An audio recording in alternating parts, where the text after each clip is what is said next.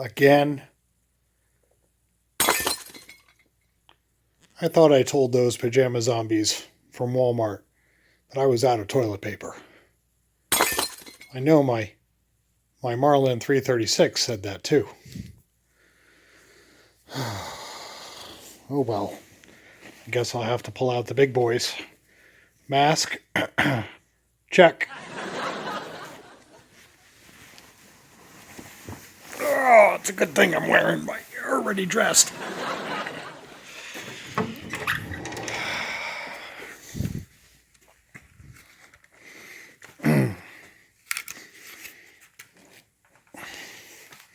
We aren't fooling around this time.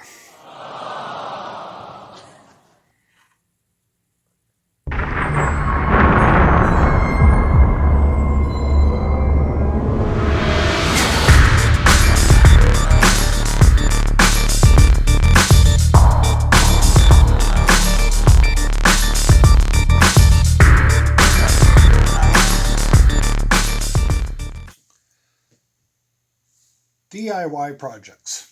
Self-reliance is all about making do and solving problems with what's available. That comes right out of Backwoods Survival Guide. And,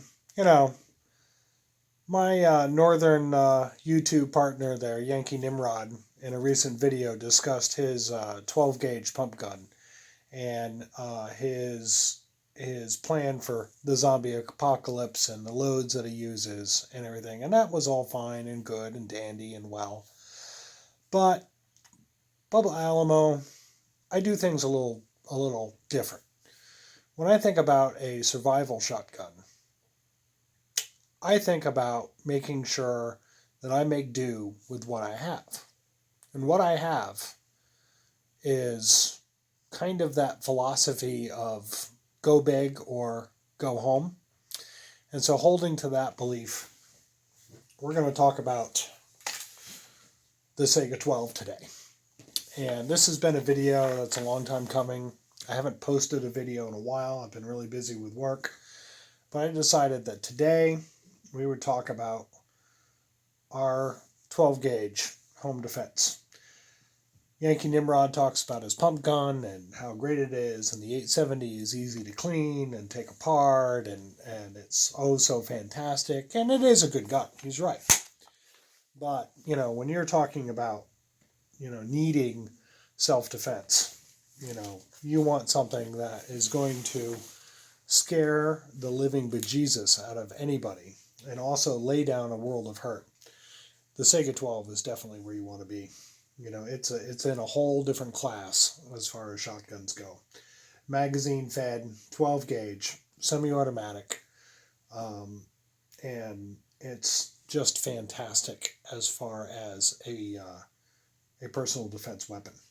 So this is my Saiga 12, and what I'm going to do is talk about real quick. I'm not going to take up a whole lot of your time with this, but I'll fold in some shooting footage too. When we get down the road, but I'm just going to talk about some of the features of this shotgun, going from back to front. The first thing is that it was originally a Saiga 12 SG12 sporting tactical when it came to me. It had a regular, sporting stock on the back.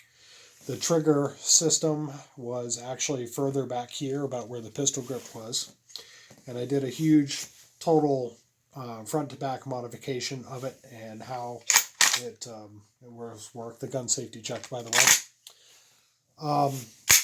And so, what I did was we relocated the trigger group from here and moved it forward 3 inches. And I took off the regular sporting stock and replaced it with this adjustable, it's adjustable, and collapsible buttstock. It has a button that you press and it folds to the right so that you can still use the weapon even in the folded position. It locks in the folded position, and it also will unlock by just pressing the button and folding it back. Okay, so it's adjustable. I also mounted a holographic dot sight on top and because I used the sight, I had to mount a riser on top of the Magpul adjustable sight, or adjustable stock, and I added a thicker cushion here in the back for the recoil pad. So that was a lot of work. We put in a saw grip, Magpul saw grip on the front. I added, like I said, moved the trigger group, put an extended trigger guard on here, and I put an extended magazine release so I can just touch it with my finger and drop the mag. It comes right out. Here is for control, this is the bolt hold open switch here. It does not have a hold open on its own. You have to, it's a manual hold open. This is the safety, like any AK-47 style safety on it. Here's the scope rail here on the side. It's completely unnecessary. I also put on HK diopter sights, front and back. And if I don't use a holographic sight, I can quickly remove this by turning these two screws, and I can use the HK diopter sights on the front. It has a 10-round magazine. It also has a 5-round magazine that's factory standard, and I have a 20-round drum. And the 20-round drum is why I have this handguard here, because when you put the drum in, you can't really fit your hand around the drum because it's so big and hold it comfortably. So it really helps to have this forward grip, for when you're shooting with a drum magazine here. But otherwise, I keep it pretty stowed here, and it does make it pretty comfortable to hold. It's got a heat shield over the gas system, and then a Magpul Saiga 12 4-end grip on it with it has Picatinny rails on the 6, 3, and whatever Glock position. And then I put a Tapco TAC 47 adjustable gas pressure system in there, so that it can cycle low brass target rounds and heavy book one after another, and it doesn't seem to have a problem with it.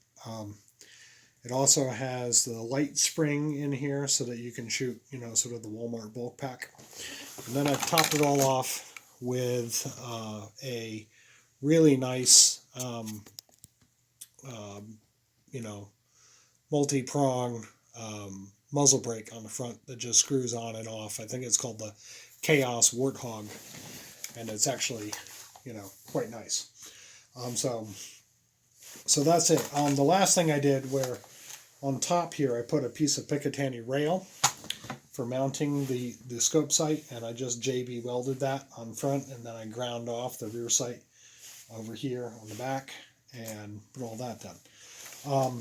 To clean it, it's just as simple as the 870. I take out the magazine, I make sure it's unloaded, and then I just push in and we take off the dust cover just like it was a AK-47.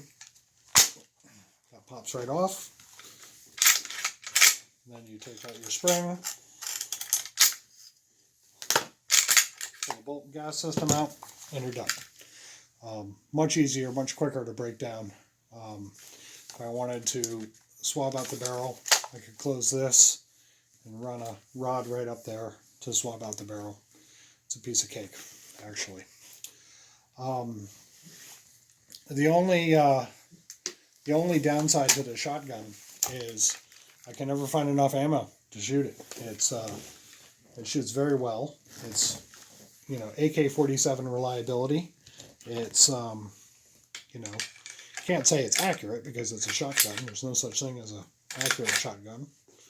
But this is truly a beast of a weapon, and it's something that you shoot it once, you'll never forget it. I don't think you can import them anymore, so that's a concern. They come out. They have American-made, local ones like the Vepper and others, but this one is. Why is it I can never assemble my guns when I'm on camera? It's really interesting.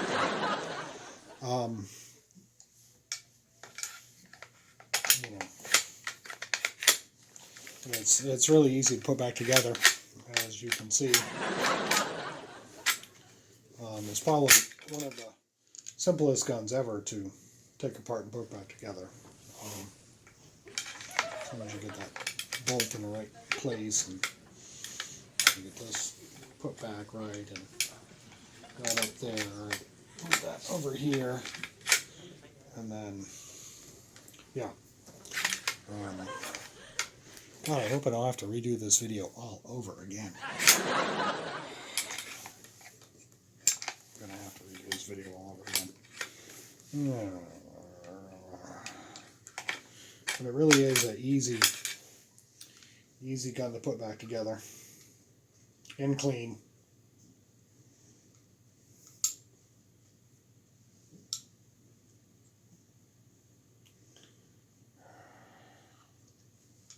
Where does it go? That should be right there.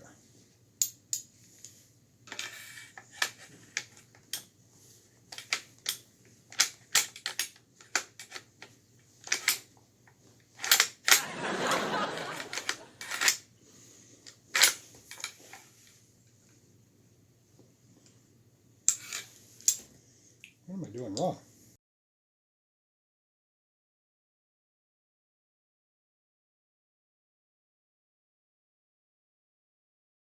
There we go.